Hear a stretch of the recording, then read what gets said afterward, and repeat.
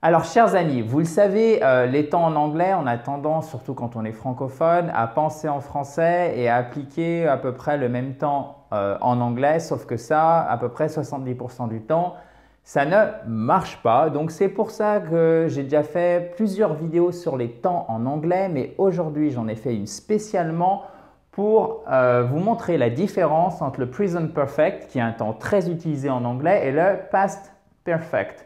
Donc, je vais vous montrer comment les former, exactement comment les utiliser et tout ça avec des exemples. Et c'est encore une fois que du concret, que du pratique. Vraiment, une fois que vous avez regardé cette vidéo, si vous avez bien compris, je pense que vous n'aurez pas de difficulté non seulement à utiliser le present perfect, mais aussi le past perfect et surtout, vous allez arrêter de les confondre.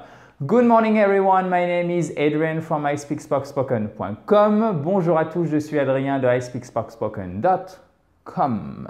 Rentrons tout de suite dans le vif du sujet. Alors, comment former ces deux temps en anglais? La première chose que je souhaiterais préciser, puisqu'évidemment c'est extrêmement important, mais ça vous le savez sans doute déjà, ce sont deux temps pour le passé, hein, d'accord? Donc, c'est des temps qui sont vraiment courants, surtout le present perfect, c'est vraiment un temps courant. Le past perfect, on le voit un peu moins, mais vous allez voir, il est indispensable pour bien s'exprimer. Comment on les forme? C'est assez simple et d'ailleurs, ça, c'est un des avantages de l'anglais par rapport aux conjugaisons du français qui sont vraiment complexes. L'anglais, c'est beaucoup plus simple. Pour le present perfect, vous allez utiliser l'auxiliaire have ou has plus le participe passé du verbe. Alors, as, vous le savez, c'est la troisième personne, d'accord? Troisième personne du singulier. He has, il a. Je vais vous le noter ici. She has, he has, it has. OK? Le participe passé, comment vous le formez? C'est le verbe plus vous rajoutez ed, par exemple, to look, d'accord? Ça devient, donc regardez, ça devient looked. Vous rajoutez juste ed en fait. Ce que vous faites, vous prenez la base verbale. La base verbale, qu'est-ce que c'est? C'est l'infinitif sans le to. Et là, vous rajoutez ed et ça vous forme votre participe passé. Évidemment, il y a des participes passés irréguliers. On va en voir un. Je vais vous donner un exemple. Oui, même deux exemples avec des participes passés irréguliers. Donc là, vous n'avez pas le choix, vous êtes obligé de les apprendre. Le past perfect, en fait, c'est exactement la même formation, mais c'est pas exactement, c'est presque la même formation et c'est même plus simple. La seule chose qui change, en fait, c'est toujours l'auxiliaire avoir plus le participe passé, sauf que cet auxiliaire avoir, au lieu d'être au présent, comme ici pour le present perfect, il est au passé, ce qui fait que vous avez une seule forme, had. OK? Et là, évidemment, vous rajoutez toujours le participe passé du verbe qui se forme toujours de la même façon. Avant de continuer, chers amis, sachez que vous êtes libre de télécharger le kit pour vous mettre ou pour vous remettre à l'anglais en cliquant sur le i juste en haut à droite. Vous abonner exactement à cette fabuleuse chaîne YouTube en cliquant sur le bouton rouge juste ici. Vous pouvez aussi nous rejoindre sur Facebook pour avoir tous les nouveaux articles du blog. Parce qu'il n'y a pas que des vidéos sur YouTube, il y a aussi le blog et vous pouvez cliquer sur le bouton, le i juste en haut à droite. Alors, vous voyez en fait cet auxiliaire là, soit have, soit has pour le present perfect, soit had pour le past perfect. On va voir comment bien distinguer. Hein. Mais c'est vraiment important de voir la formation et après de voir leur emploi et non l'inverse. Je trouve que c'est plus facile pour vous. Donc, ces auxiliaires peuvent être écrits sous la forme contractée. Donc, have, ça devient apostrophe VE, d'accord? Ou si c'est la troisième personne du singulier, c'est simplement apostrophe S. Voilà. Et pour had, donc l'auxiliaire avoir au prétérit, oui, au passé. Hop là, pas au prétérit, retenez au passé, c'est apostrophe D. Donc en fait, ce que vous faites, évidemment, vous enlevez les deux premières lettres, vous rajoutez apostrophe D. Quand est-ce que vous allez utiliser les formes contractées? Plutôt et même très souvent à l'oral. À l'écrit, vous pouvez le faire aussi, mais si c'est un contexte formel, par exemple professionnel, etc., privilégiez toujours les formes non contractées, s'il vous plaît. Donc regardez, par exemple, ça donnera au present perfect I've lost my wallet. Donc vous voyez, je vous avais dit que je vous donnerais des exemples avec des verbes irréguliers. Vous voyez ici, c'est to lose. OK? Au prétérit, ça donne lost. I'm lost. Je suis perdu, par exemple. C'est la même chose pour l'adjectif. Et le participe passé, c'est aussi lost, ce qui donnera I've lost my wallet. Ou I'd never been to Scotland. Je n'étais jamais allé en Écosse. Pardon. Faute de traduction. Hop là, justement. Puisque c'est au past perfect, on va voir ça tout de suite. Donc regardez, I have lost my wallet. C'est j'ai perdu mon portefeuille et je ne l'ai toujours pas retrouvé. Donc, si j'emploie comme ça le present perfect, I've lost my wallet, je sous-entends qu'il y a une conséquence dans le présent. Donc, manifestement, ici, ça pourrait être et je ne l'ai toujours pas retrouvé. Si je l'avais déjà retrouvé, c'est I lost, prétérit, j'ai perdu. Donc, c'est le même temps en français. C'est pour ça que souvent on se trompe. Mais en anglais, c'est deux temps différents. I lost my wallet yesterday and I found it 1 hour later. Et je l'ai retrouvé 1 heure plus tard. OK? Donc, action finie. C'est pour ça qu'on utilise le prétérit. Je m'explique avec un petit dessin. Le present perfect, vous voyez ici, si on a le présent ici, c'est une action qui commence dans le passé et qui continue dans le présent ou qui a des répercussions dans le présent. Regardez, j'ai perdu mon portefeuille et je ne l'ai toujours pas retrouvé. Vous devez utiliser le present perfect.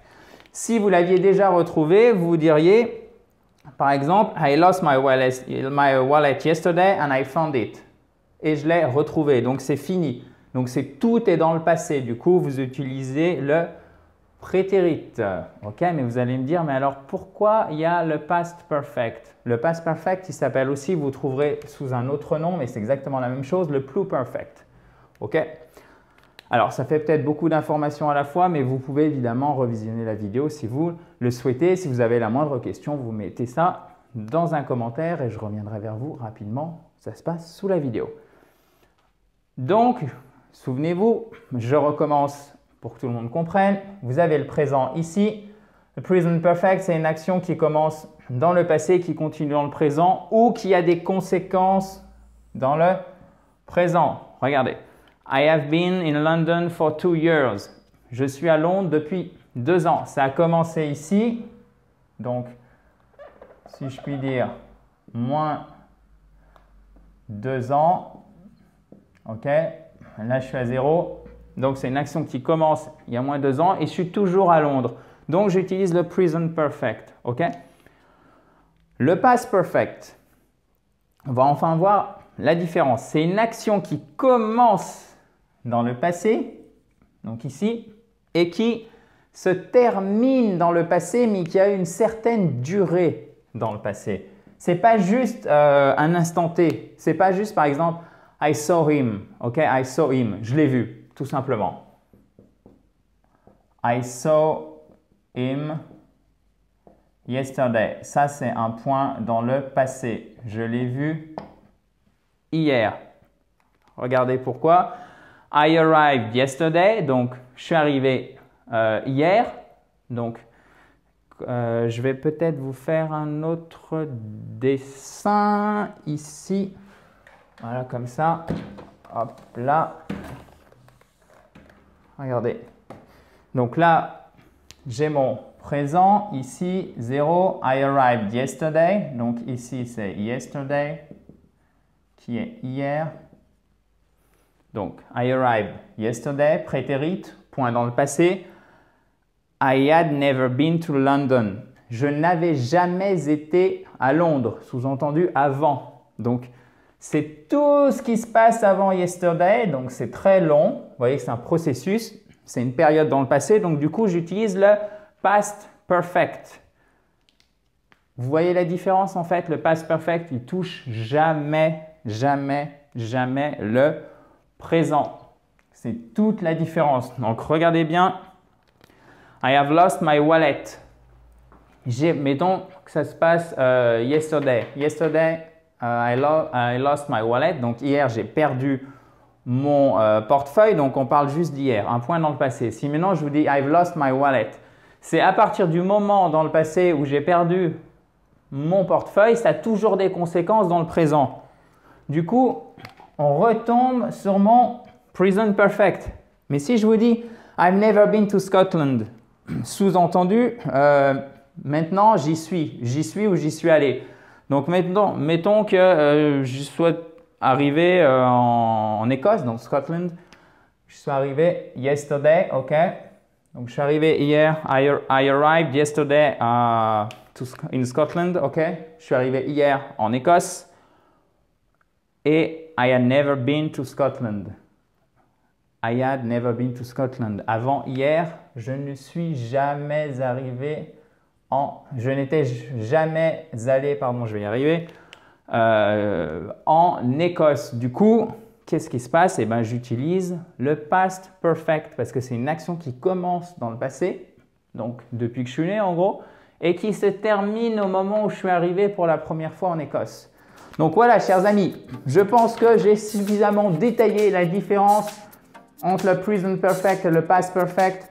Une dernière chose, vous voyez, ça c'est vraiment indispensable parce que si vous arrivez et si vous comprenez bien ce qu'on a vu ici, vous n'aurez aucun souci pour le reste des temps en anglais, même si aujourd'hui vous les maîtrisez mal. Pourquoi? Parce que quand vous allez les apprendre, vous allez comprendre, vous allez retrouver exactement les mêmes mécanismes et ça va vous aider pour les assimiler beaucoup plus rapidement. So guys, thank you very much. Vous le savez, le moindre commentaire, vous pouvez me le mettre sous la vidéo et je reviendrai vers vous rapidement. Vous êtes aussi libre de télécharger le kit concret pour vous mettre ou vous remettre à l'anglais en cliquant sur le i en haut à droite. Toujours nous retrouver sur Facebook avec les nouveaux articles du blog que je mets sur la page. C'est toujours sur le i en haut à droite. Et bien évidemment, vous abonner à cette... J'ai pas entendu. Ah oui, à cette fabuleuse chaîne YouTube en cliquant sur le bouton rouge en bas à droite. Thank you very much again. Talk to you soon. Bye bye.